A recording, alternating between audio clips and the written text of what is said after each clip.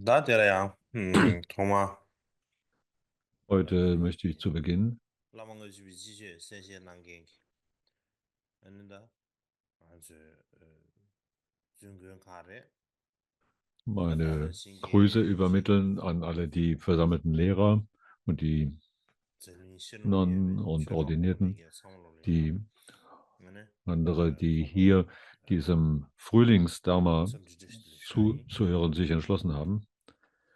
到这 Und 一点，但我对你学了呀，这了样的，wir werden 机长，heute fortfahren mit 那么 diesen 定这个短期 Vorträgen, 绿啥呢？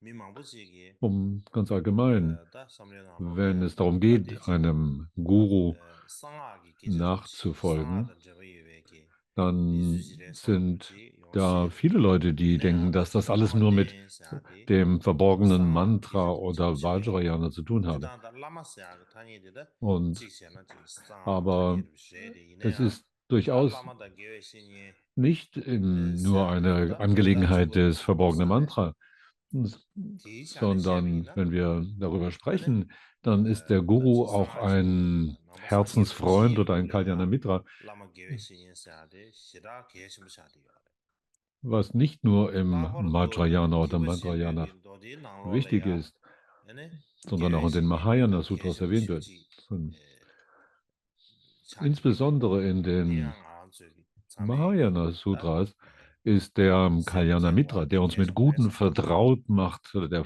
Herzensfreund von außerordentlicher Wichtigkeit und 然后 das 第 gilt 三 es zu 就没看 verstehen. 写给，那么我就 Heutzutage 把说 gibt 呢，就 es 那么定罪 einige 写 Leute, 的，die 就给往好 denken, 了，给 dass 往是 diese 对，50 Verse 给 über 往是 Guru 对，就那么上部搞个月份 in 够给，你 und 第几 andere 节嘛的，第 derartige 三。 Texte, wie 这 es 那么我 die 最早 erklären, wie man einem 第 Guru 些呢，sich 这 anschließen kann, dass 他 die, 说了，他是 wo 那么 insbesondere 定罪 hier 的 diese 嘛，50 Verse über 第些 Guru, 呢，你全是给要嘛的是，碰到这个是要嘛的 dass 是 da 些，eigentlich kein, 但 dass 真 das 的 aus einer alten 上个 Zeit 年代 kommt und 用 dass 死 es 的，da, wo alles noch besser war 但 und 现 so 在真 weiter. 的给这真的写为呢，Und dass 呢，da jetzt kein großer Nutzen darin steht, 那么 jetzt 就 sich 是嘛 damit zu 好搞 beschäftigen. 写的 Und 啥，vielleicht haben sie solche 上都是 Ansichten. 对我的写为呢，那 Aber 么的 was 呀，了 wir 解面 denken sollten, dass 了 im, 解面不来说嘛，那上 im 下都是对我的 verborgenen 呀，了 Mantrayana 解 oder 面 Vajrayana 差不多 es 就不差的。keine Aussicht auf Erfolg, 当 keine 然 Hoffnung 性 gibt 格，ohne 你就错说 dem 我们就咱们的 ohne einen 对 Guru 对 oder 下了 Meister. 的，大家那么了这外面 Wenn 的，wir 你说 auch 嘞，完全 Pujas, 不行，Verfahren durchüben, 但这 durchführen, 外面不是 uns 么 der 他，Übungen und Sammlung 那 widmen 就 oder 外 uns in 面不够 Klausur 劲，zurückziehen, ohne einen Guru ist da 差 keine 的好 Hoffnung, 的。ist keine Aussicht auf Erfolg. 真正研究啥呢？就那么定住下的，大家的，Und 哦，这 deshalb 这个全 ist, 部。wie in den Schriften 当 ist 然，那么就 ausführlich 上下 erwähnt, 了 wie 面不 man 的，einem 因 Guru 为 sich 也 anschließt. 定了，那么定住下的，改成不行了。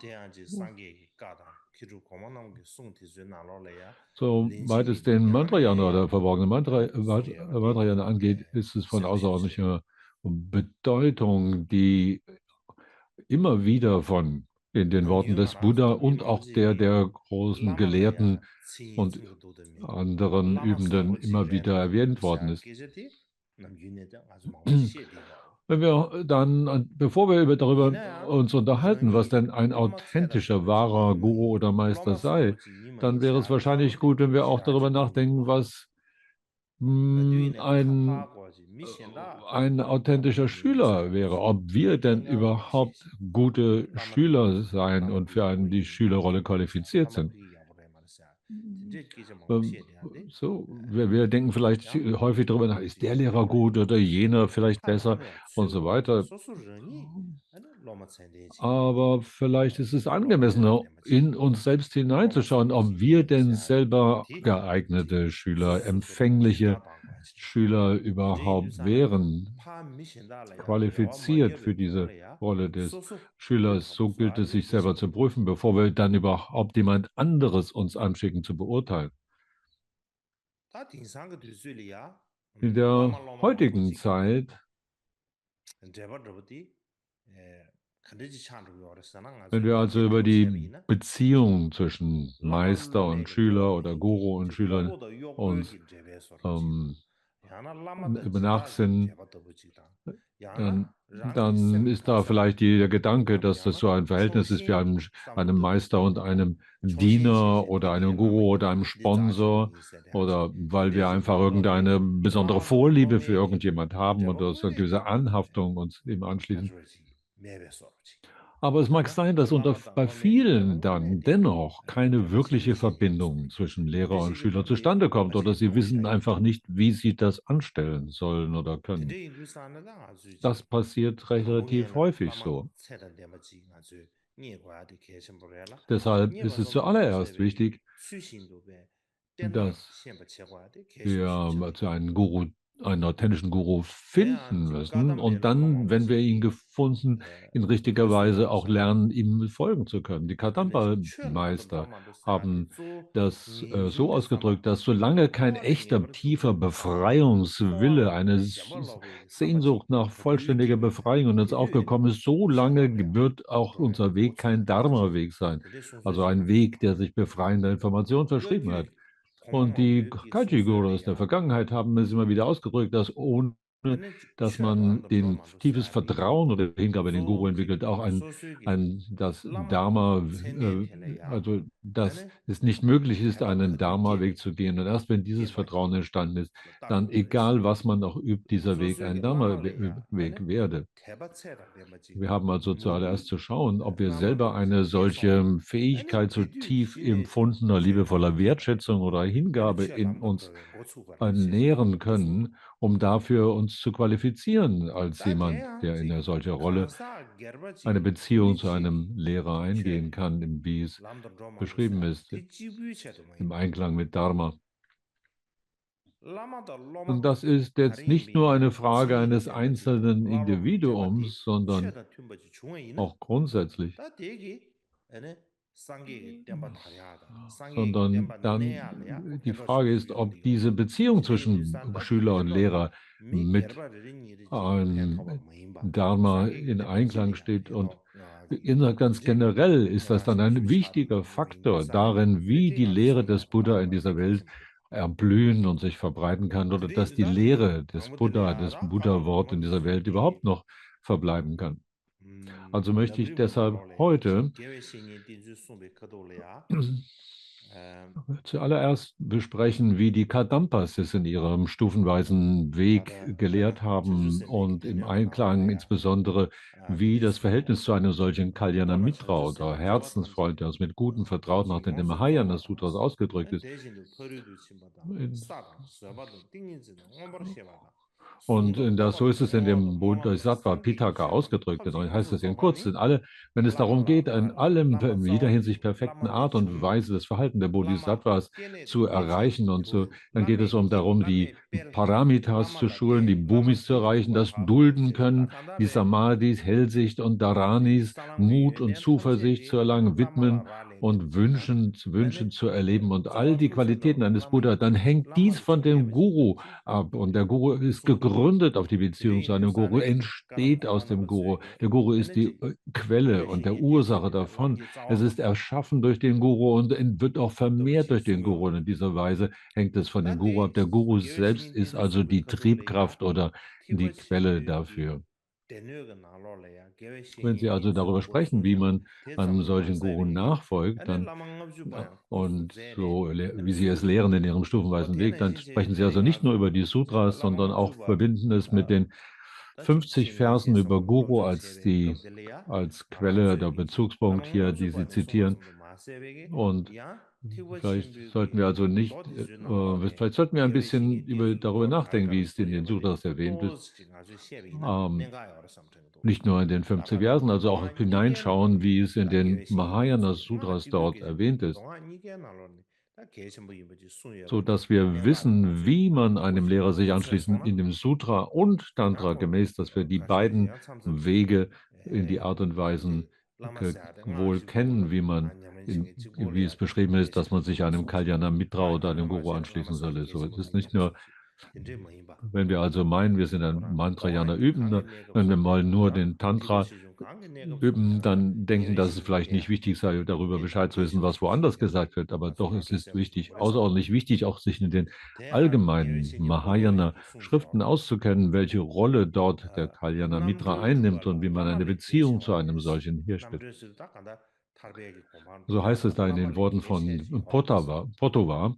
Da ist nichts mehr wichtig, von größerer Wichtigkeit dafür, wenn wir das vollkommene Befreiung erlangen wollen, als der Guru. Selbst wenn wir im weltlichen Zusammenhang darüber nachdenken, irgendeine Arbeit, die zu erledigen ist, dann brauchen wir einen Lehrer, dem wir folgen. Und wenn also irgendjemand von einem niederen Position in einem höheren Platz ankommen möchte, wie könnte man das schaffen, ohne dass man einen Lehrmeister dafür zur Verfügung hat? So, wir brauchen also einen Lehrer müssen wir finden, von diesem Lehrer auch Instruktionen oder Anleitungen. Wie sollte das geschehen, wenn wir keinen Lehrmeister oder Guru zur Verfügung haben? Wenn wir also von den untieferen, von niederen Welten, von den Leidensbereichen dann in einen höheren Bereich hineinkommen, wie sollte das passieren, ohne dass wir eine Anleitung dafür haben?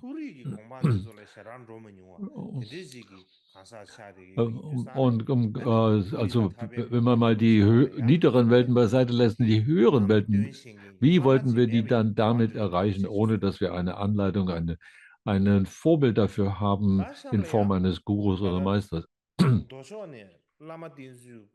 Als nächstes möchte ich darüber sprechen, wie es in den Mahayana Sutras dargelegt ist. Und da haben wir schon ein bisschen einen anderen Tag darüber gesprochen, dass die Gandha-Vyuha Sutra die wichtigste Quelle darüber darstellt, wie einem Guru zu folgen ist.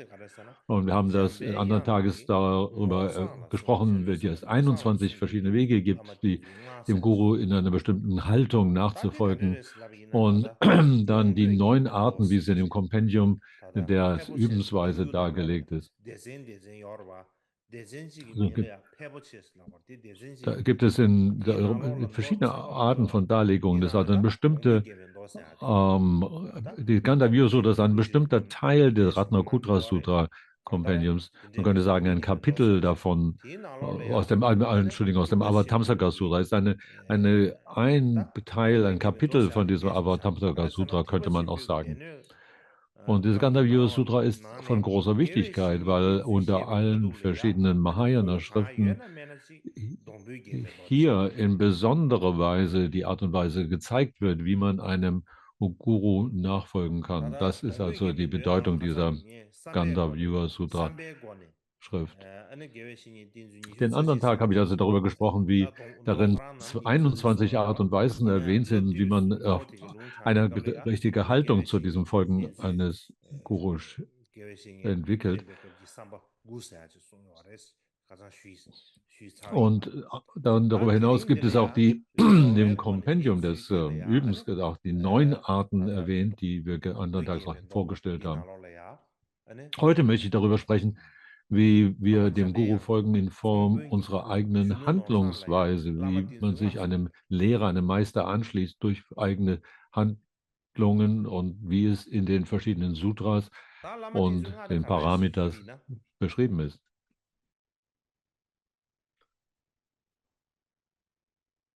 Es sind also 5 verschiedene Art und Weisen erwähnt, wie man dies durchführen kann. 5 Handlungsweisen, die bedeuten, sich dem Guru anzuschließen.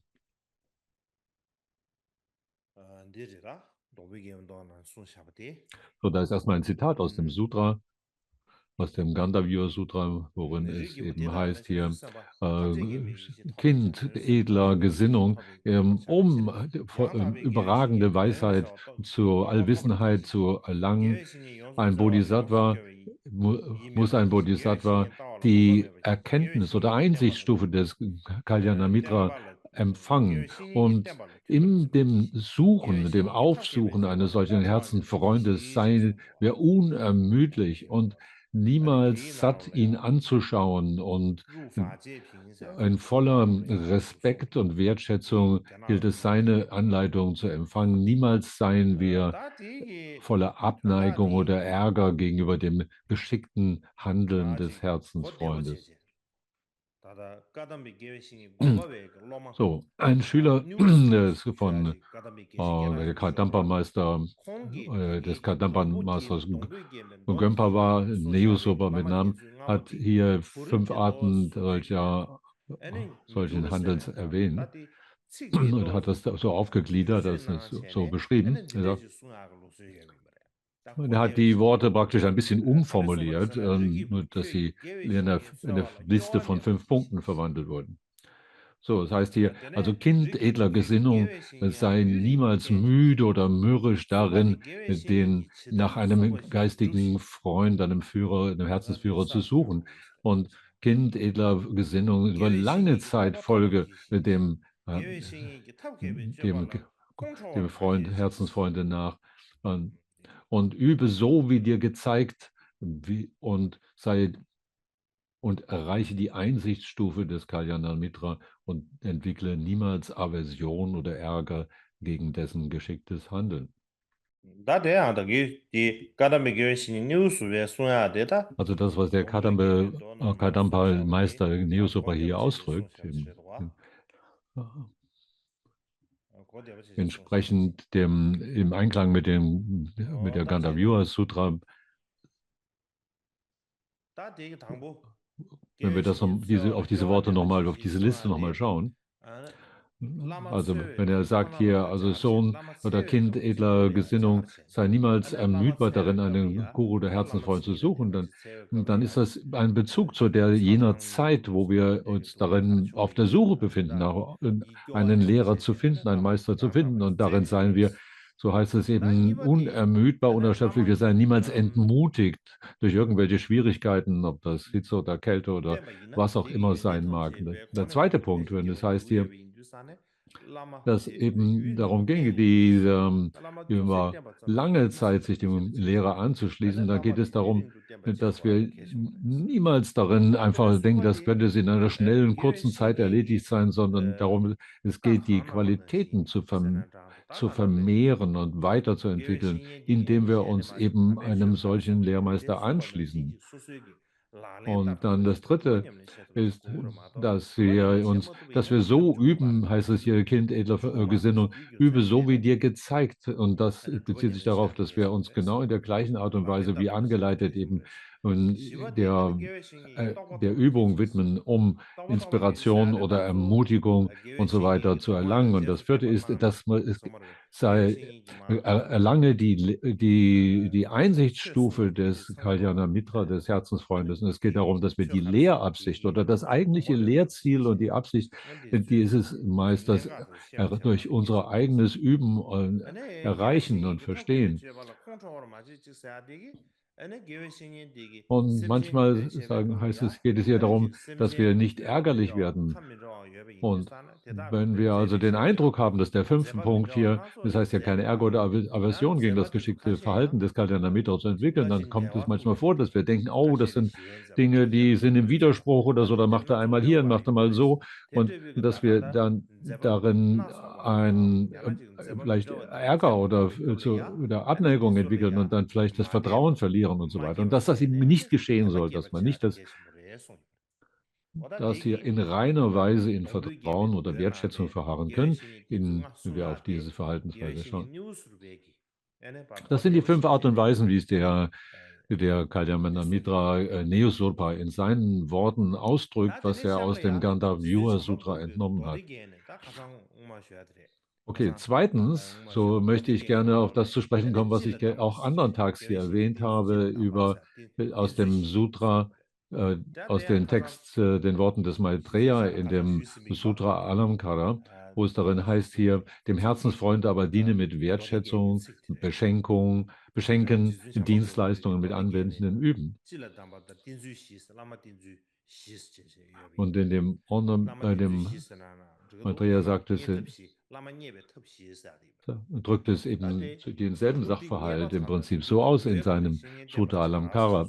den Worten von ane degi also shungde le Wertschätzung, lama de shi Beschenken, de ba yin song Dienstleistung und ta she lama anwendendes de zu Üben. sum de ba yin song ye de yare Das sind also 4 ta de le Punkte. lama de zu shi de ba de Einige sagen, das sind eigentlich nur lama de 3, aber hier sind ka es da ma de zu lama de 4, zu shi die aufgeführt de ba sind. yin song So, ya de shuk che yong de do das ist die ana mehr jin de ge verbreitete oder yong de ji allgemein lama übliche Art und ga ma Weise, chile das be zu ga ma shin de betrachten. na lo la yin ya ane shung de ge lama de zu shi de ba yin song ye ba In da dem, shung de ge ndu da du yin che in ngwe len dem, da du ne in den Lehren des Kamma-Kamsan, wie sie von Michi Doji zusammengefasst sind, sind da 4 Punkte eben heraus erwähnt.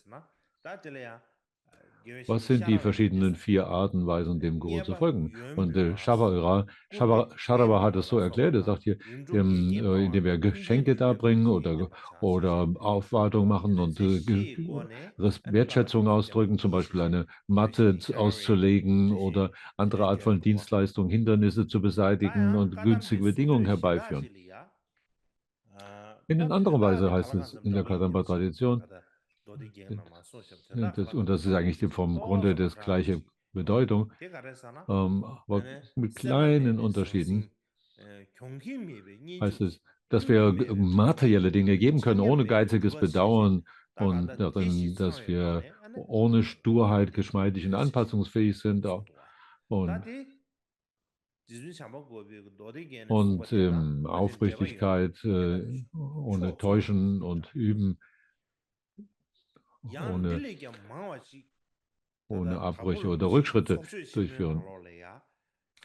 Das ist die 4 Punkte praktisch, die, wie sie in Maitreya Sexton erklärt sind. Und Gampopa sagt es in seinen großen öffentlichen Vorträgen auch 10 Art und Weisen, erklärt, wie man dem Guru folgen kann, wie es gilt, sich dem Guru anzuschließen. Und er hat den 4. Punkt, nämlich das Üben ohne Abbrüche oder Rückschritte, weggelassen, hat aber andere hinzugefügt.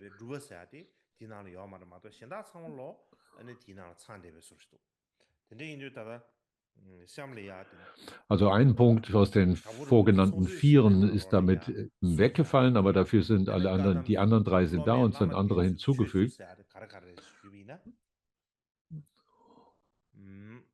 Er spricht also von den 10 Punkten, die der Kadampa-Tradition gemäß bedeuten, wie man sich einem Guru anschließt. Und dann der erste Punkt davon heißt hier, folge einem solchen Herzenfreund in nicht müde werdende wollender Hingabe. Dann folge dem Herzensfreund durch materielles Schenken, ohne geiziges Bedauern, folge dem Herzensfreund in makelloser, allseitiger Wohlgesinntheit und folge dem Herzensfreund in verblendungsfreier Pragya, Klugheit und folge dem Herzensfreund, dem Guru in Wertschätzung ohne Stolz, folge dem Herzensfreund indem du ihm zu Diensten seist, ohne zweifelndes Zögern, folge dem Herzensfreund durch Aufrichtigkeit ohne Arg oder Vortäuschen und folge dem Herzensfreund in Geschmeidigkeit, ohne stur sein und Überheblichkeit. Folge dem Herzensfreund mit dulden können, ohne Abneigung und Ärger und folge dem Herzensfreund nicht mit gewöhnlichem Körper, sondern dem Körper der Gottheit. So, das ist also ähnlich wie die Tradition der Kadampas,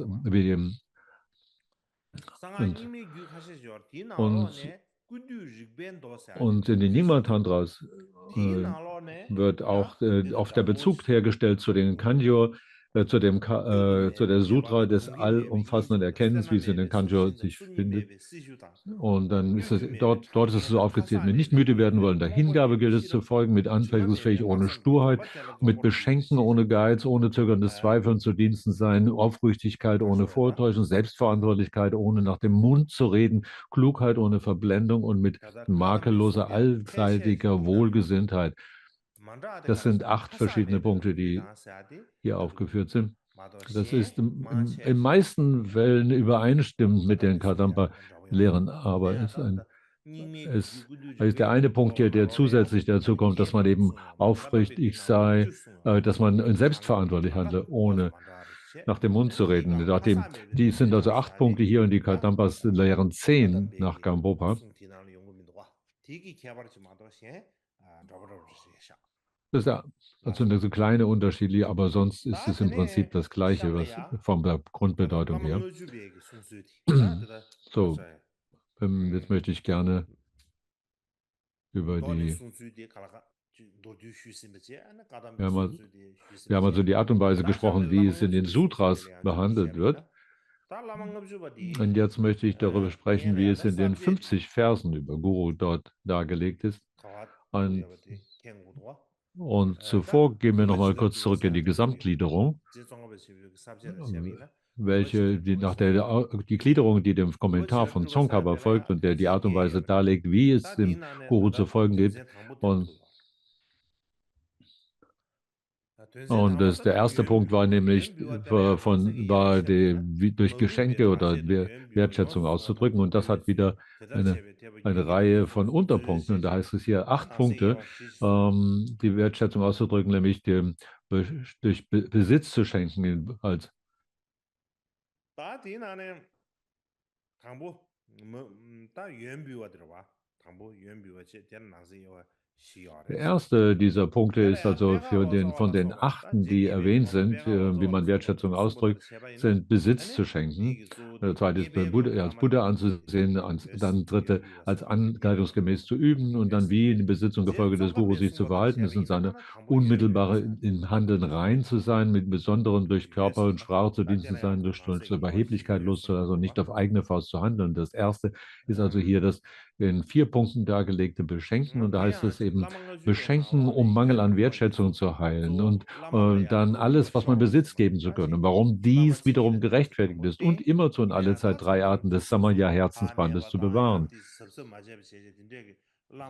라마레야 머위와 그셔메바로 딘데 차송나 아니 딘데 Und in den Kommentaren dazu, in den von Paul von Lothar war zum 섭섭염자 Beispiel, das heißt die Art und 세야가 Weise, 아니 유엔비와 wie man 유아비라서 때문에 ist es 인식제 dem Guru zu dienen, ist dem man 소위 Gewinn und Zugewinn als Geschenk verleiht. Und dem Tsongkhapa 대소야기 erklärt es, dass die 제송업에서 zuallererst eben diese 대숭아기 풍부들 Geschenke da sind, um 당부사바 den Mangel 배쇼 an 배쇼 Respekt 당부입니다. zu heilen. 배쇼 당부 제 Und 젠다 십경어 주바 나서베긴 제베 나로래야 라마라 녀바 라르소에 탑수 아니 Und da ist 유엔비와 ein 예스 Kommentar, den er das 아다 von 너무 Paikam Sota hat und so weiter, 대참나이 in dem er das erläutert. 다이네야 Und 라말레야 darin heißt es 유엔비와 generell, dass eben 지수다 unter den 다가다 50 Versen, bei 유아피아게 Tsongkhapa heißt es, diese 당생요 50 Verse 겐차과 dazu 지유디 dienen, diese 당부이와 Verletzungen des 다 Herzensbandes zu 윤회 heilen, 계시부지하게 dadurch, 여러분 indem wir durch 내가 Schenken 라마 당부 Wertschätzung 지역에게 ausdrücken. Und dem Kommentar 제대입니다. 내가 von 다음에 시기 Tsongkhapa zu der 라마가 Zeile 당부 in den 유대 50 Versen über Guru, 다드네 wo es heißt, den Guru 라메게 voller 딘데 Wertschätzung nachhaltig zu 셔터베게 beschenken, 그딘 heißt es 땅라베게 hier, 유엔 der 아니 große Kommentar 디제 von Sri Paramon, der 대성도 Kommentar dazu 마세베게 제소야 in 라메 그디 450 소야 샤부 Versen, 아니 sagt, 나는 die 야도 Fehler 도와 zu, 뷰야 es ist eine Art und Weise, die Fehler 다대야 zu 라메게 heilen, 예바 den Guru 예베시 erzürnt 뷰아 zu haben. 뷰야다 라마라 녀월 코웨게다 Und 편도 뷰아 뷰아라 소보다 너나 Aber es ist im 조다 인소 Grunde auch nicht 소비자 nur 제리다 ausschließlich dazu da, um solche 미처먹을 제리 Verletzungen 내내 des 라말레야 Herzensbandes zu heilen, 머뷰아 sondern auch dieses Beschenken 유엔비와 spielt eine Rolle dafür in dem 예베고나 ersten Begegnen mit 나데바사야다 dem Guru oder wenn wir 당신사디 여러분 um Dharma und Unterweisung 당월 bitten oder dann am Geschenk sich qable야다 seine Dankbarkeit 제송업체 auszudrücken oder überhaupt um 예수마시 die Güte des 라마 Gurus 제베 zurückzuzahlen. qable야 라마 띵수 양타바 Und, 가서 라마 und 띵수 auf qable야 diese Weise gibt es vielfältige 두두두셔 Gründe 아니 dafür, für 머위바 diese Art von 두두두니 Beschenken, 드레세나 um überhaupt die 딘데 Mengen des 그도야 Guten 아니 anzusammeln, 당생여자 unsere 차 Gutartigkeit zu 첼로 vermehren. 아니 Und 뮤아퓨야 es ist also sehr wichtig. Und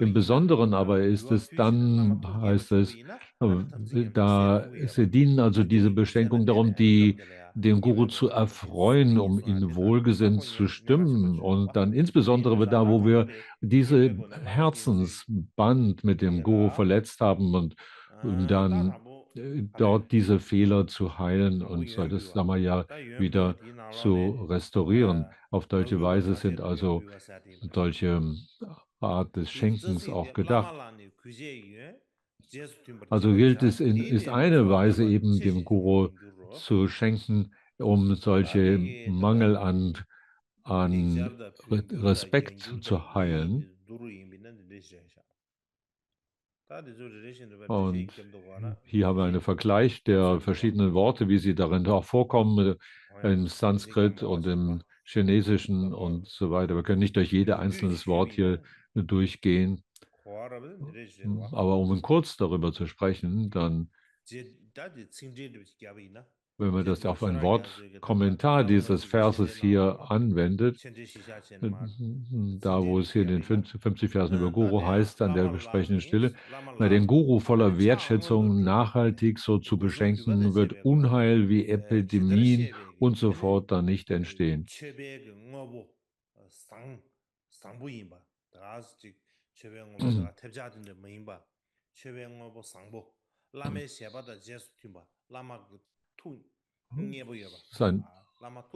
Also es ging darum, solche Dinge zu schenken, die dem tatsächlich den Guru von Herzen erfreuen.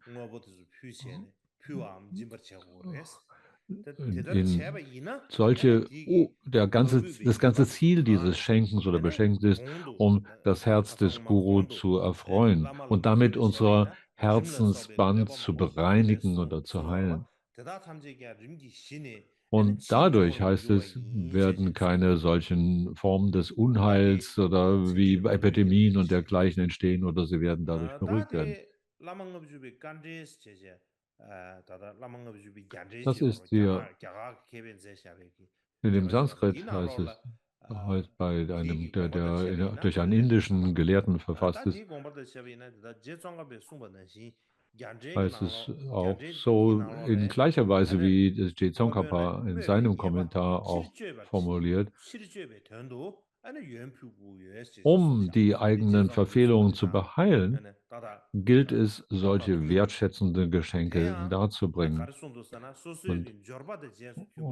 Und in Tsongkhapas Erklärung gemäß,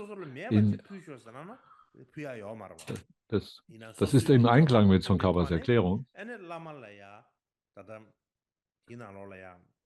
Natürlich gilt es, dieses Schenken im Einklang mit den eigenen Fähigkeiten oder dem eigenen Vermögen dazu durchzuführen. Und so gibt es verschiedene Kommentare, auch im indischen Kontext. In jedem Fall.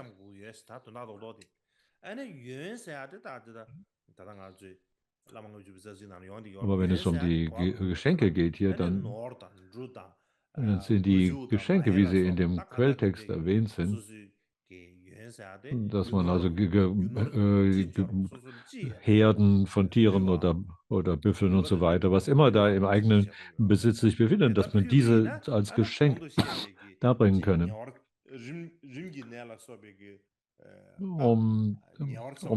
Durch solche Art von Schenken und Darbringen werden die großen Formen des Unheils wie Epidemien, Seuchen und so weiter verhindert werden können oder beruhigt. Weil das kann man in Beziehung setzen dazu, wenn wir umgekehrt dem Lehrer mit Disrespekt oder Verachtung begegnen, dass durch solche Herabsetzung des Lehrers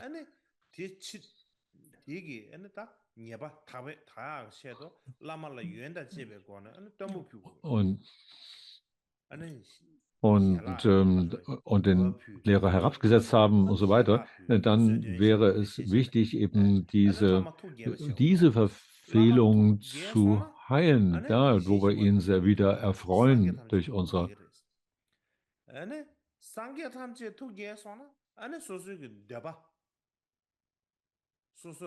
wenn wir den Guru erfreuen, heißt es, alle Buddhas sind zugleich erfreut. Haben wir alle Buddhas erfreut, dann werden alle unsere Wünsche in Erfüllung gehen und werden die Erfüllungskräfte oder Siddhis erreicht werden können.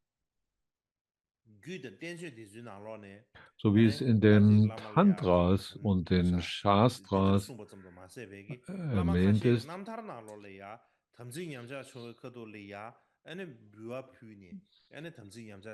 die erklären das in folgender Weise, dass es auch,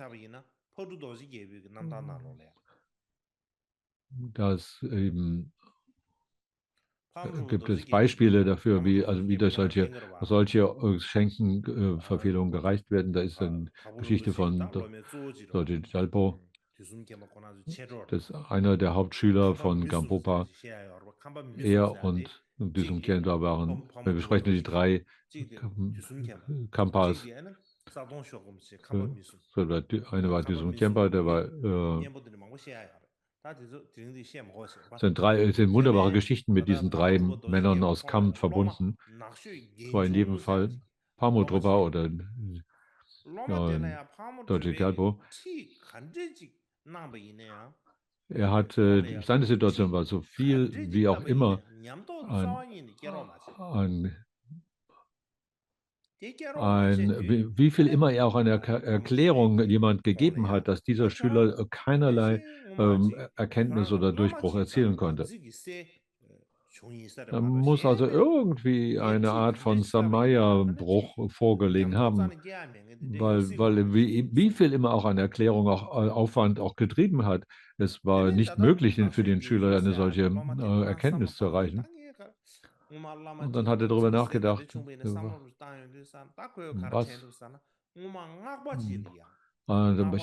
was könnte das gewesen sein? Und dann und hat also einige Sadhanas erbeten. Und nachdem er diese erbeten hat, gab er ein Geschenk.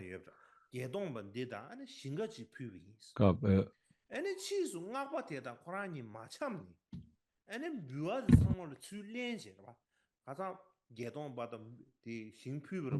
und hat ein großes Geschenk dargebracht. Und als dann später, als sie irgendwie sich in einem Gespräch in einen Streit gekommen sind, hat er alle seine Geschenke wieder zurückgenommen.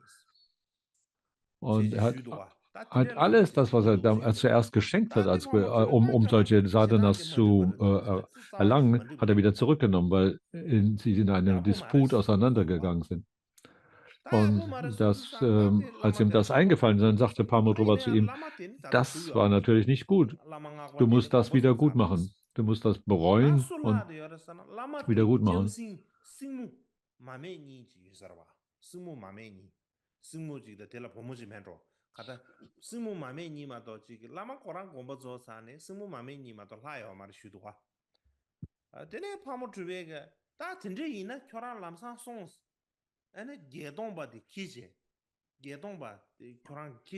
Und er hat dem aufgetragen gesagt, hier, du musst das sofort bereuen. Nimm diese 80.000 Verse, die du ursprünglich mal als Geschenk dargebracht hast und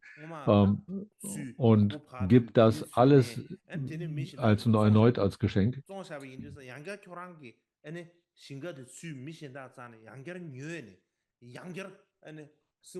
Und er hatte das vorher schon jemand anderen weitergegeben und das musste er erst zurückkaufen allererst, um dieses Geschenk erneut durchzuführen. Weil es vorher seine Frau und ihre Tochter gegeben hat. Nein, er hatte vorher, der Lehrmeister war nicht mehr am Leben, aber nur noch seine Frau und seine Tochter. Aber er hatte dann den Auftrag von Pamo Trungpa, dass er eben diese 8.000 Verse erneut gibt und es musste sie zurückkaufen, erst damit er sie dann als Geschenk weitergeben kann.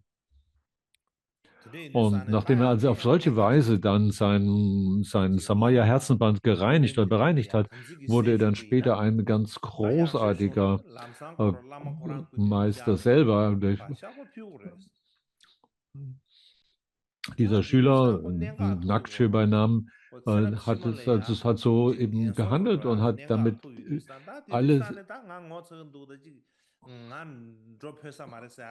seine Verfehlungen bereinigt und selber großartige Qualitäten entwickeln können später. Deswegen ist es wichtig, dass wir selber unsere eigenen Herzensbande bereinigen und diese Möglichkeit des Beschenkens dafür zu benutzen. Wenn wir den Guru erzürnt haben oder verstimmt haben, dann gilt es eben auf diese Weise. Und selbst wenn der Guru selber nicht mehr da ist, dass wir dann eine Weise finden, wie wir dann seinen Kindern oder seiner Überlieferungslinie dann diese geschenkt oder wieder zukommen lassen. Das wäre also eine Möglichkeit, um unser Samaya-Herzensband zu bereinigen durch solches Geschenk. Der zweite Punkt, der hier erwähnt ist, heißt von den Vieren, die anfangs aufgeführt sind, ist alles, was man besitzt, zu geben. So, wenn es darum geht, alles, was man besitzt, zu geben, dann, ist der Grundvers dazu aus den 50 Versen über Guru, da heißt es, wenn wir dem Lehrer, zu dem wir ein solches Herzensband haben, solcher Art zu Diensten sind, dass wir selbst was nicht zu Gebende, was man normalerweise nicht gibt, nämlich unsere Kinder und unseren Ehepartner zur Verfügung stellen oder unser eigenes Leben, dann warum sollte man über gewöhnliche Dinge, flüchtige, gewöhnliche Dinge oder Reichtümer dann noch reden? So, wenn wir das jetzt mit einer Wortbedeutung hier im Einzelnen darlegen und nehmen dazu den Kommentar von Chötrak Gyamso, dem 7. Karmapa, in seinem Kommentar mit Anmerkung, heißt es, wenn dem Meister, der uns Samaya gibt oder das erzeugt, dann heißt wir Samaya durch Körper, Sprache und Bewusstheit der Gottheit. Und damit ununterscheidbar zu sein von dem Mandala des Körpers, Sprache und Bewusstheit aller Buddhas. Und dass das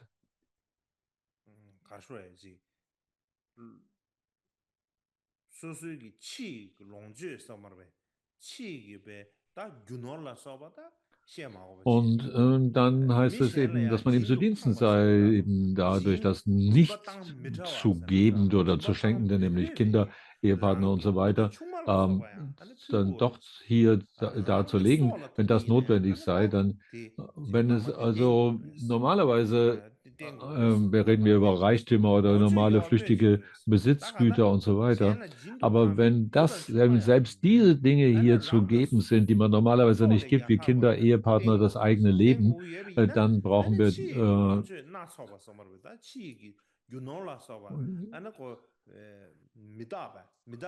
und auf diese Weise zu dienen ist dann, welcher Grund gibt es dann noch über die gewöhnlichen, flüchtigen Dinge von Besitz und Habe und Gütern zu sprechen?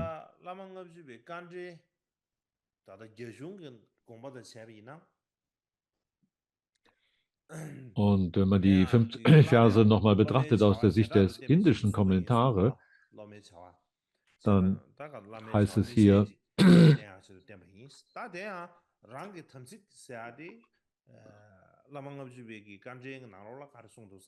dann sprechen Sie besonders über die Rolle des Schülers, welche Rolle, wie dieses Samaya oder Herzensband zu behandeln ist.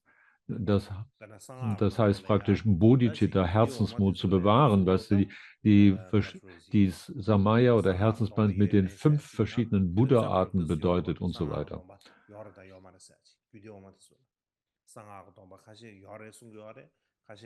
Und da gibt es einen Streit darüber, ob es solche Arten von Versprechen oder Herzensbanden gibt oder nicht im Vajrayana. Aber wenn wir das mal voraussetzen, dann sind die in außerordentlicher Wichtigkeit hier. Und besonders, wenn wir über die Anuttara Yoga Tantras, die unübertroffenen Tantras nachsinnen, dann geht es auch um die Arten des Samaya mit den 5 Buddha-Arten.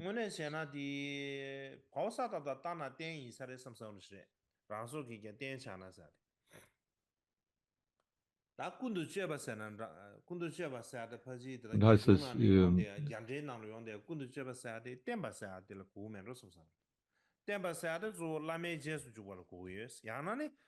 uns hier so zu dienen oder Dienstleistung zu geben, dem Guru in nachdrücklicher Weise. Und die Art und Weise, dem Guru zu dienen, selbst wenn es um unser eigenes Leben gehen sollte, was könnte denn mehr und wichtig sein als diese Beziehung zu dem Guru? Wichtiger noch als unser eigenes Leben. Und so heißt es auch in dem Sanskrit-Kommentar. Es gibt, was nicht in Tibetischen erwähnt ist. Adhya heißt es da an dieser Stelle. Das heißt hier im Englischen oder in der Übersetzung als und so weiter dargelegt ist. Aber da gibt es im Sanskrit tatsächlich ein Wort, was das genau bedeutet, dieses und so weiter. Außer zu dem unserem Kindern und Ehegatten und eigenem Leben. Dass man wenn wir dann über die weltlichen, die vergänglichen, flüchtigen Dinge des Besitzes nachdenken, wenn wir angesichts der Tatsache, dass es sogar notwendig ist, die eigene Kinder und Ehepartner und Leben zu geben, dann ist natürlich gilt es, diese weltlichen Dinge, diese flüchtigen Dinge zu geben. Und im Ganda, ja, so heißt es eben, ne, schenke deine Kinder, dein Ehepartner und dein Leben.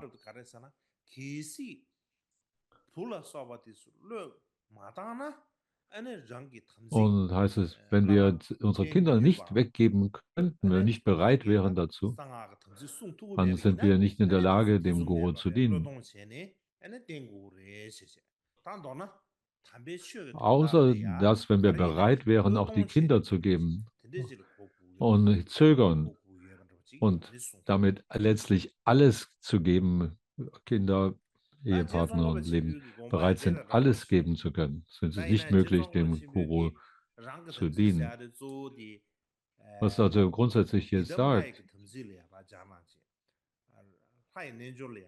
dass Samaya zu der Gottheit, so wie es hier in dem Kommentar heißt, eine Verbindung herstellt zu dem Yoga der Gottheit. Das brauchen wir hier an dieser Stelle nicht so weiter auszuweiten. Aber es gibt ein paar Punkte, die darin vielleicht von Wichtigkeit sind. Natürlich ist es als allererst so, dass der Schüler dem Guru alles dem Guru zu schenken hat, sonst würde er seinen Samaya brechen. Aber das stimmt so in dieser Form nicht. Das ist nicht so ganz richtig. Wir müssen da genau die Bedeutung nehmen. Der Hintergrund dieser ist nämlich dass es zuallererst um einen authentischen Guru gehen muss, der alle Qualifikationen, alle Vorzüge aufweist. Dieser Lehrer muss alle Qualitäten in sich vereinen. Und selbst wenn sie nicht alle versammelt wären, dass er die wichtigsten Qualitäten nimmt, wie großes Mitgefühl, die Fähigkeit der Sammlung und und so weiter, die wichtigsten Qualitäten eines authentischen Gurus aufweist. Wie es im kurzen Kalatakratantra heißt.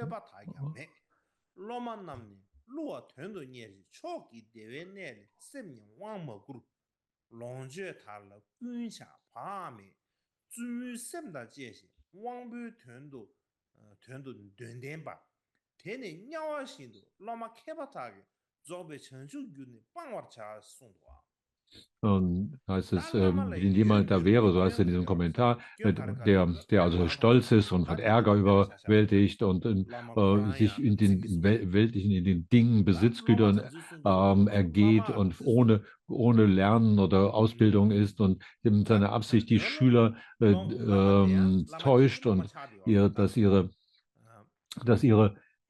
ihr Bewusstsein sich nicht mehr auf die großartige Freude hinwendet und selbst auch kein Abhisheka-Empfang hat und so weiter. Jemand, der vollkommen sich mit den weltlichen Vergnügungen eingibt und rücksichtslos ist und rau in seine Verhalten und dem Sinnesgenüssen verfallen. Und so ein kluge Schüler werden so jemand ablehnen, als etwas, was sie in Erwachen bringt. Sie sollten es so ablehnen, als ob sie die Höllenbereiche ablehnen. Es ist also wichtig, dass jemand als Guru selber in der Lage ist, solches Samaya-Herzensband einzuhalten und natürlich auch eine Ausbildung hat. Ohne Ausbildung, wie sollte er dann wissen, welche die 10 Arten von Soheit und so weiter sind, wie wir sie anderen Tags besprochen haben, und sie darin beschäftigt sind, andere Schüler zu täuschen oder ihren weltlichen Sitzfühlern verfallen und so weiter. Wir müssen also, wie sollen sie dann und selber wenn sie selber keine Fähigkeit der Geduld und so weiter aufweisen und sind rau und unbeherrscht in ihrem Auftreten und dem weltlichen Vergnügungen verfallen und so fort. Dann gilt es, die tatsächlich abzulehnen, wie man die Höllenzustände versucht zu vermeiden. Also das ist wichtig, dass ein Lehrer zunächst qualifiziert sein muss. Es muss ein authentischer Guru sein. Wenn wir also einen solchen fehlerfreien Guru voraussetzen, so, dann ist es jemand, der dazu heißt es in den Worten Annäherung an das Letztendliche, in dem Kommentar heißt es dazu, dass hier, wenn jemand nach dem gewöhnlichen Vergnügungen strebt, dann ist es kein großartiger Lehrer. Wenn jemand wenn er an Besitztümern und Wohlstand und so weiter orientiert, ist es kein echter Guru. Und wenn er Leute, die gelehrt sind, kritisiert, dann ist es auch kein echter Guru. Und jemand, der kein Mitgefühl hat für Lebewesen, ist kein echter Guru. Und wenn er Schüler vernachlässigt und die keinen Reichtum besitzen, dann ist es auch kein echter Guru. Also wie es einige vielleicht geben mag, die wenn sie keine großen Geschenke darbringen und nicht Wohlstand und Reichtum haben, sie nicht in die Fürsorge mit einbezieht und so weiter. Solche sind keine solche Leute, die also Lehrer, die nach Reichtum und Ruhm und Ehre sind und voller Missgunst und so weiter sind, keine Liebe und Mitgefühl haben und so weiter. Die wären keine geeigneten, sie als einen Lehrer zu wählen, sind keine echten Gurus. Wir müssen also uns darauf Gedanken machen, was ist ein echter Guru? Und so wie es in den 50 Versen hier erwähnt ist, wo es darum geht, Geschenke darzubringen und so weiter, um die eigene Mangel an Wertschätzung zu bereinigen. Das ist zuallererst sich auf jemanden bezieht, der eine solche Qualifikation als Guru aufweist.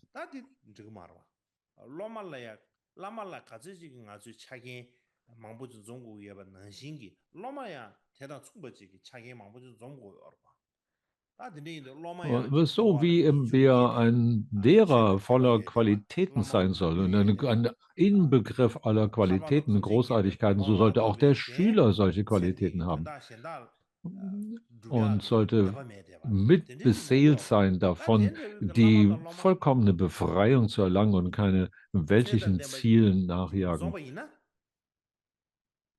Wenn beide von solcher Authentizität sind, von solcher Aufrichtigkeit und von Qualitäten miteinander, dann braucht es keinen, der dem Schüler sagt, dass er alles, was er besitzt, dem Guru überantworten und schenken möchte. Er würde es von alleine gerne tun. Es ist nicht deine Aufforderung, du musst das unbedingt tun. Da gibt es niemanden, wo der Lehrer sagt, du musst aber alles, was du besitzt, geben oder schenken. Sondern ist das, was eigentlich in der Beziehung, von einer solchen authentischen Beziehung naturgemäß angelegt ist.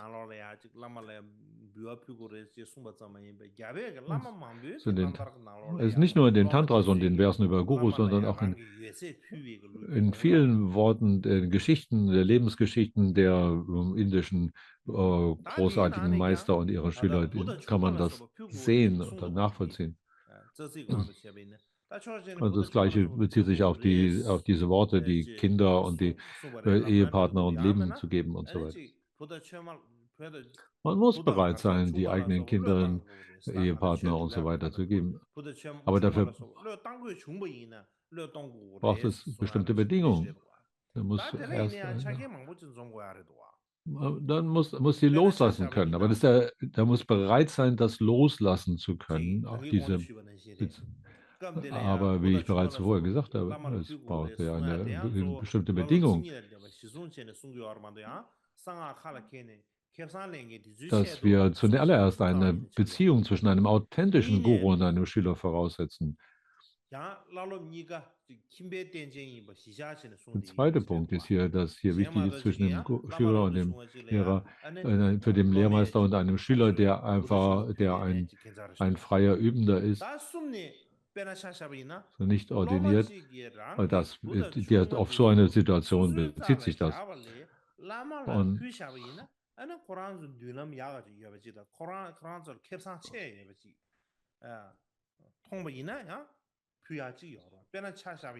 Und wenn jemand, in den es darum geht, hier ist jemand, ein Schüler, seine Kinder und seine Ehepartner dem Guru gibt, dann muss das natürlich ein guter Weg für dieses sein. Es muss etwas für sie sein, was sie von noch größerem Wohlsein bringt, so wie Trisong Detsen seine Frau Geshe Tsogyal dem Guru Rinpoche gegeben hat und so weiter.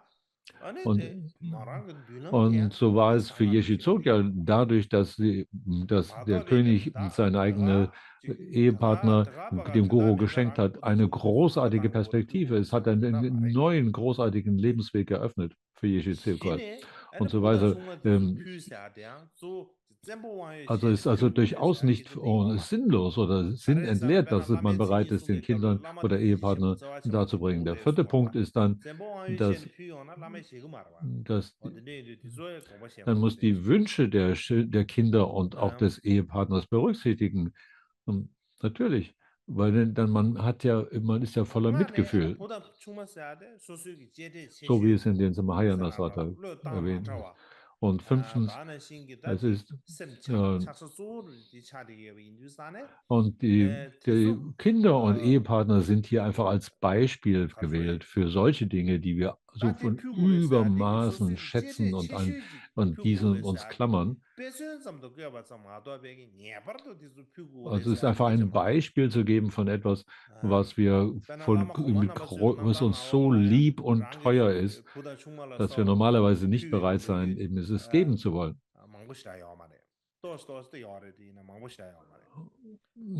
Gibt es nicht so viele Geschichten oder in den Befreiungswegen der großen Meister, wo jemand seinen eigenen Ehepartner gegeben hat. Das Wichtige ist, dass man eben aus der Perspektive einer weltlichen Person sieht, was sind die Dinge, an denen wir am meisten festhängen.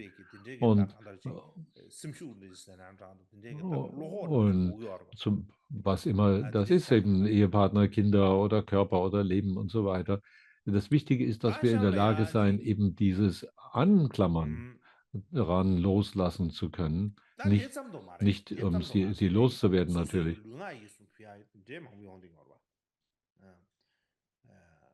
Und wir haben noch nicht darüber gesprochen, wie es heißt, eben man soll Körpersprache und Bewusstsein zu schenken, also uns selbst in der Ganzheit zu überantworten und zu geben.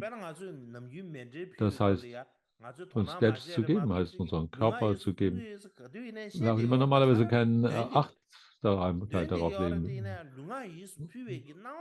Wir sprechen diese Worte einfach so dahin. Ich gebe Körpersprache und Bewusstsein und so weiter.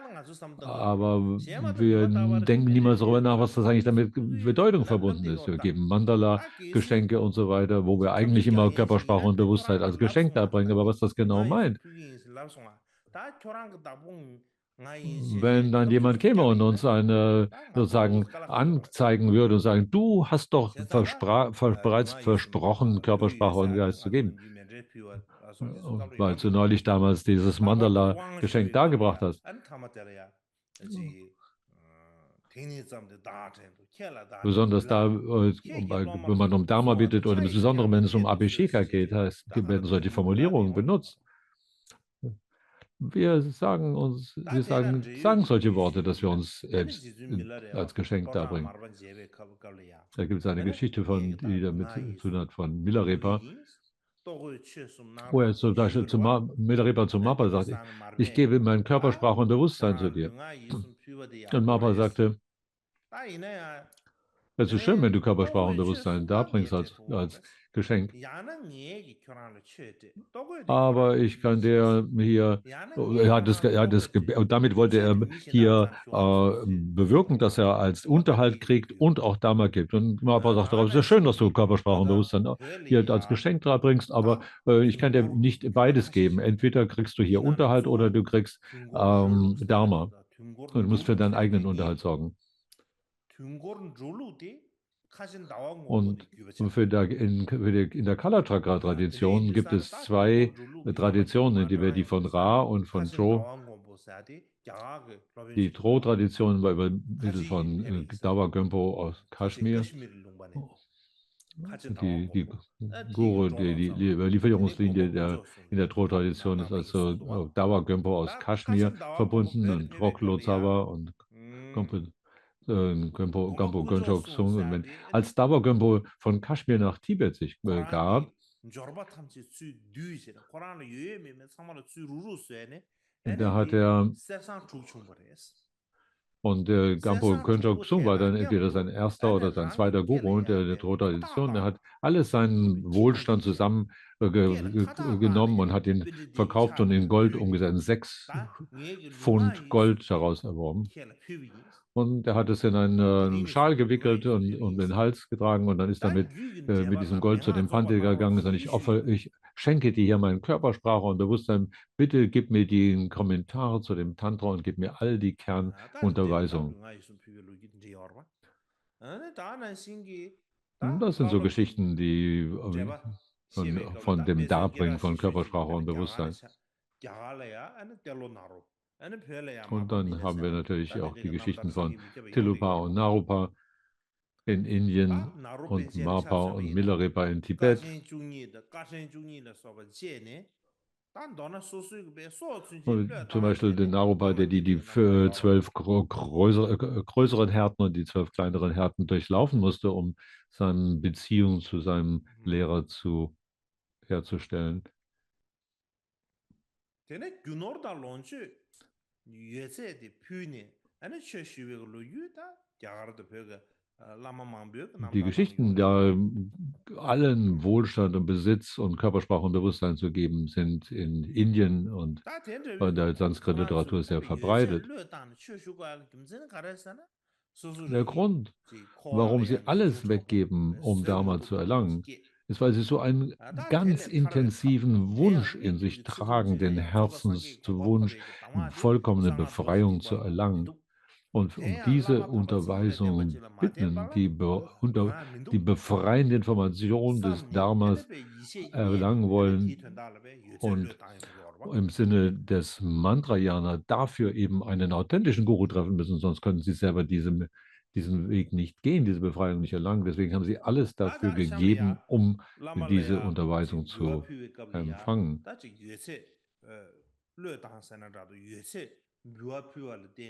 Wenn wir darüber sprechen, also wie man alles loslassen kann und solches Geschenk darzubringen, wie kann man das machen? Und da gibt es die Geschichte von Mapa Loza und Ngok. Wir kennen wahrscheinlich diese Geschichte längst, aber ich kann keinen Schaden, wenn ich sie nochmals erzähle. Also Milarepa hat also Mapa viele Male gebeten und hat eine große Schwierigkeit, dass Mapa ihm das nicht geben wollte, was er gebeten hat. Und die Frau von Mapa, Dagminba, hat dann einige Dinge aus dem Besitz von Mapa entwendet und hat sie ihm gegeben, mit dem er dann zu Lama Ngok gehen konnte, um diese als Beweis für die Authentizität zu übergeben und dadurch die Unterweisung zu erbitten. Aber weil Mapa die Erlaubnis dafür nicht gegeben hat, war es so, dass wie viel auch immer Milarepa sich den Unterweisungen, die er von Ngok dann empfangen hat, gewidmet hat, er konnte keinerlei inneres Erleben oder Erfahrung damit erzielen. Und er hat Also als Milarepa zu Ngok Chügwe Haus kam, um die Hewanscher Tantra Überweisung zu erbitten.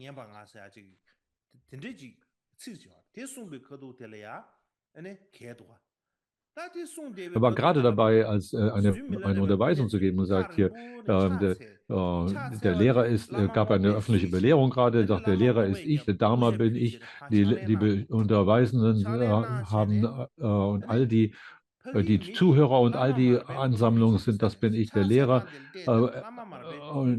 Die ganze Welt erlangt, erfüllt ist, bin ich und Welt und alles, was Überwindung davon ist, Nirvana, das bin ich. Und die Natur der ursprünglichen Freude, das bin ich. Und in dem Moment ist also Milarepa von der Ferne in Erscheinung getreten und hat sich verneigt und so. Und der Lama hat, Guru, also Ngok hat an der Stelle seinen Hut abgenommen und hat ihn begrüßt und hat gesagt, dass ähm, und hat ihn begrüßt und sagt, die Art und Weise, das ist die Art und Weise, wie man die Linie der Überlieferung von Mapa wertschätzt. Und es ist eine außerordentlich günstige Verbindung entstanden, dass du gerade an der wichtigsten Stelle in diesem Dharma-Vortrag in Erscheinung getreten bist und du wirst der Meister aller Dharma, des gesamten Dharma werden und so weiter. Und dann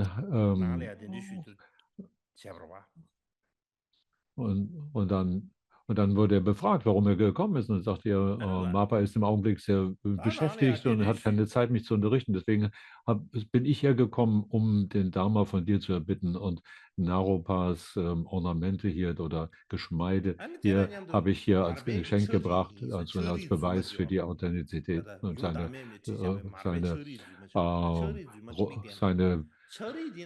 Rubin-Malerkette und so weiter und hatte diesen gefälschten Brief von Mapa dabei, den seine Frau verfertigt hatte.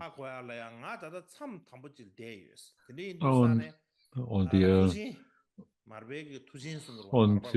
ihn da befragt haben, sind also dann zu dem Meister hingegangen, zu Ngok, und haben gesagt, da ist der große Zauberer ist gekommen und so weiter. Und er hat sich darüber sehr gefreut und hat diese Geschenke entgegengenommen und so weiter. Und dann hat er ihm gesagt, hat ihm diese Abhishekas und Instruktionen in vollständiger Weise gegeben und ihm angewiesen, dass er in einem geschlossenen, in einer Klausur sich zurückziehen soll.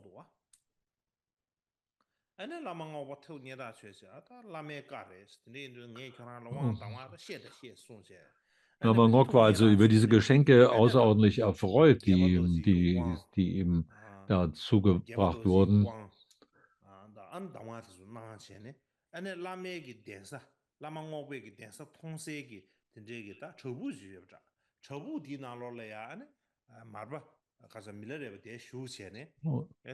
Und er hat sie in sein Haus dort gebracht, diese Geschenke.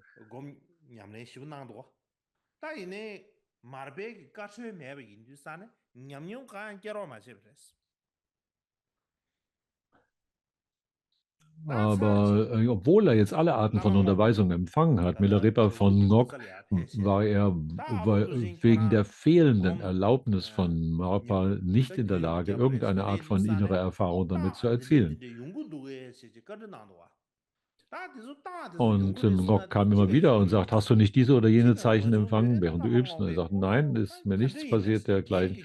Und nach einer Weile kam Ngok Zweifel. Er sagte, komisch, in meiner Überlieferung gibt es eigentlich keinen Grund, warum du an dieser Stelle keine innere Erfahrung haben solltest. Die muss eigentlich eintreten. Das ist ja eine besondere Überlieferungslinie, die in ganz rascher Folge eine solche tiefe innere Erfahrung zeitigen sollte.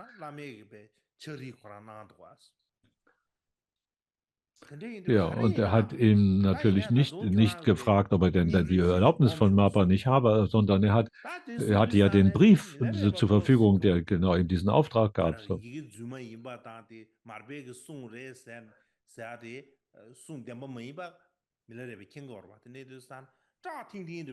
Milarepa wusste natürlich, dass dieser Brief gefälscht war, dass es keine echte Erlaubnis und war, die ihm damit erteilt wurde.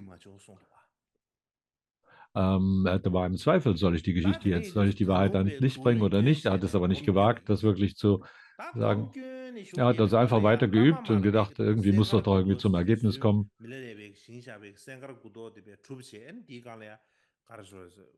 An dieser Stelle, da war also zu dieser Zeit war also das Haus, dieses neunstöckige Haus, was Milarepa für MAPA gebaut hatte. Und da fehlt aber noch das Dach.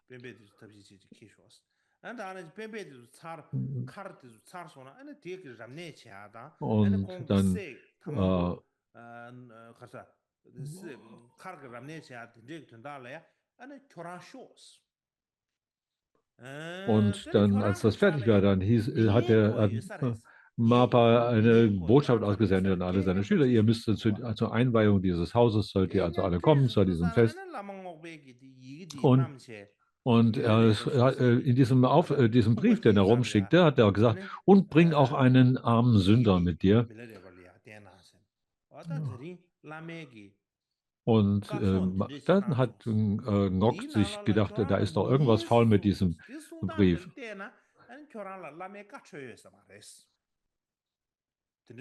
Vielleicht ist es so, dass deswegen ist Milarepa hier nicht in der Lage, irgendeinen Erfolg zu erzielen. Vielleicht hat er nicht wirklich die Erlaubnis von MAPA, dem Guru, empfangen.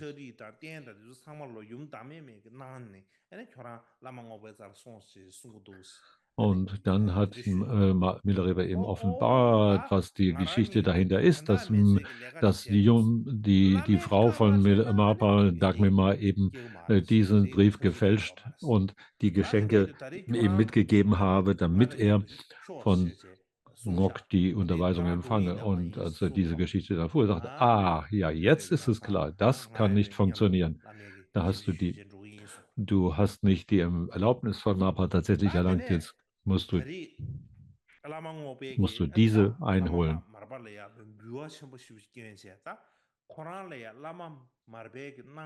Und bei dieser Gelegenheit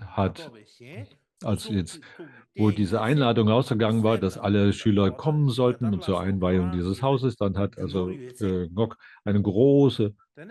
hat alles, was er an Besitz und Hab und Gut hat, die ganzen Herden von Tieren und so weiter, hat er versammelt und zusammengetrieben, um sie MAPA zu übergeben. Da war aber eine alte Ziege, die war krank und die konnte nicht richtig laufen mehr. Und dann hat er sie zurückgelassen und ist mit all dem Rest nach Lodra gezogen, um sie als Geschenk an MAPA zu geben.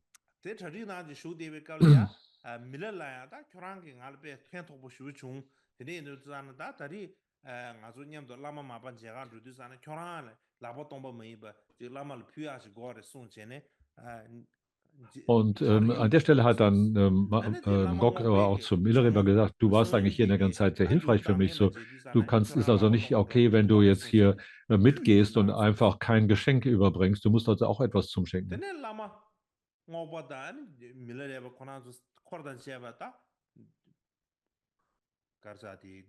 So, da hat er Milarepa auch etwas in die Hand gegeben, das er als Geschenk übergeben könnte. Und dann ist er mitsamt von Frau und Kindern und all dem ganzen Hab und Gut und den Herden der Tiere nach Lodra gezogen.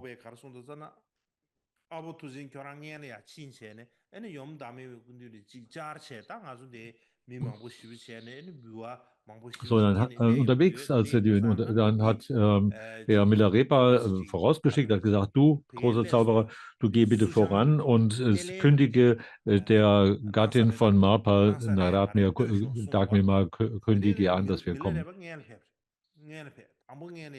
Also Milarepa ist vorausgegangen. Er ist also zuallererst zu Dagmema gegangen, der Frau von MAPA, und hat sich für ihr verneigt und hat ihr die Geschichte erzählt, wie es verlaufen ist, und sagte dem Lama Ngok, und die ganze Gefolge ist hier im Aufmarsch. Und er hat mir was sehr erfreut, dass mir darüber wieder da war.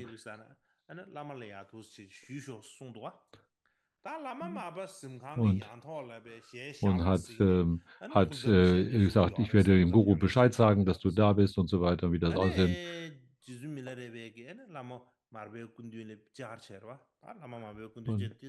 Und Mitareba hat sich also in die Oberstockwerke begeben und war ziemlich ängstlich eigentlich, was passieren würde, weil Marba sehr bekannt ist dafür, dass er sehr zornvoll sein konnte oder sehr intensiv. Und er hat sich dann verneigt mit einem Katak. Er ist also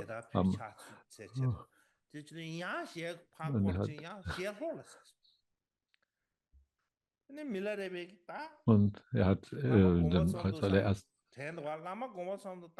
als ich erst gedacht, vielleicht gehe ich mal ein bisschen rundherum, ich gehe von der Westenseite und verneige mich mal, dann gehe ich auf die Südseite und verneige mich ein bisschen. Er wird mich ausschimpfen und das ist, aber dann hatte ich die Sicherheit, dass ich gedacht, okay, was immer auch mit mir passiert, ist eigentlich egal, aber der Lama Ngok kommt und das muss ich ihm ja auch berichten.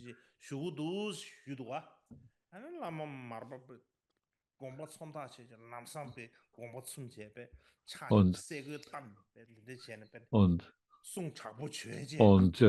hat ihm die Botschaft überbracht. Lama Ngok sagte, er kommt mit seinem ganzen Gefolge und er bittet darum, dass man ihn empfange oder mit einem Empfangsbier begrüße unterwegs. Marpa war voller Zorn.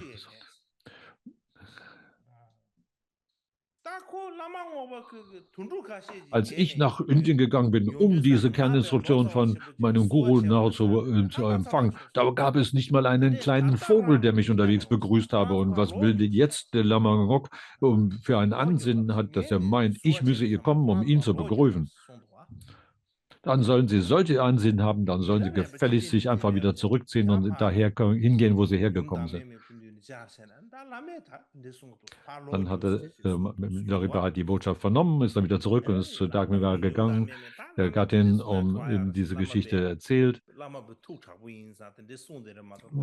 Das ist also irgendwie nicht ganz gut gelaufen und der Guru ist sehr verärgert und schließlich. Aber andererseits war Ngok ja auch nicht irgendjemand, sondern ein bekannter Lehrer selber. Und dann hat Dagmar gedacht, also okay, selbst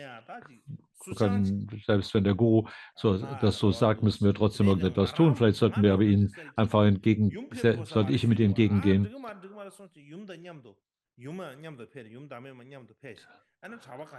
Und hat einige Mönche zusammengesucht und ist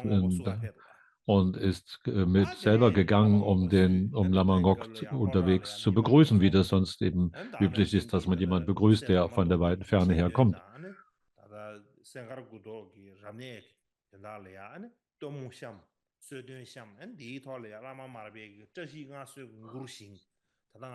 Und der Anlass war ja hier, dass dieses Haus von Marpa eingeweiht werden sollte und auch der Sohn Damadodi war da.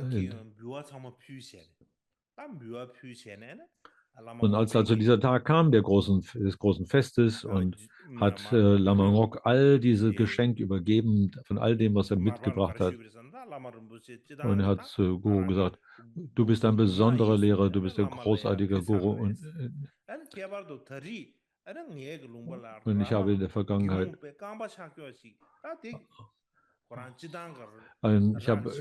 der Vergangenheit immer wieder mein Körpersprachenbewusstsein, alles, was ich habe, dir dargebracht als Geschenk. Jetzt bringe ich wieder erneut alles, was ich habe, und meinen gesamten Besitz, bis auf diese alte Ziege, die kranke Ziege, die ich zurückgelassen habe, gebe ich dir als Geschenk, um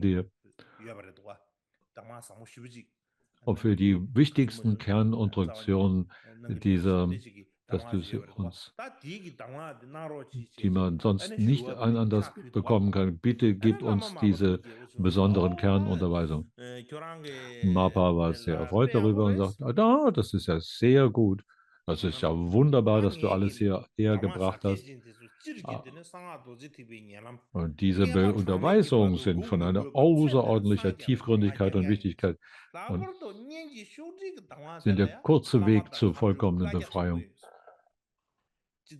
ohne den man selbst in diesem Leben vollkommene Befreiung erlangen kann, ohne äonenlang warten zu müssen. Aber dafür ist es wichtig, dass du alles gibst, was du hast. Und wie kann es sein, dass du dass du eine Ziege zurückgelassen hast? Du musst, egal was du sagst, diese alte Ziege musst du auf jeden Fall noch herbringen, sonst ist das nicht vollständig. Und alle waren darüber sehr belustigt. Da hat Lama Ngokwa sagte, man muss da wirklich sehr aufpassen in der Gegenwart von Marpa. Wenn ich diese alte Ziege nicht als Geschenk da bringe, dann wird der Guru nicht erfreut. Und Marpa sagte daraufhin, bring diese alte Ziege her, sonst kriegst du hier die Unterweisung nicht. Also ist Ngok wieder zurück in seine Heimatgegend gegangen und hat die alte Ziege auf den Rücken genommen und nach Lodrak gebracht, um sie dann Marpa Lodsawa dem Guru als Geschenk darzubringen.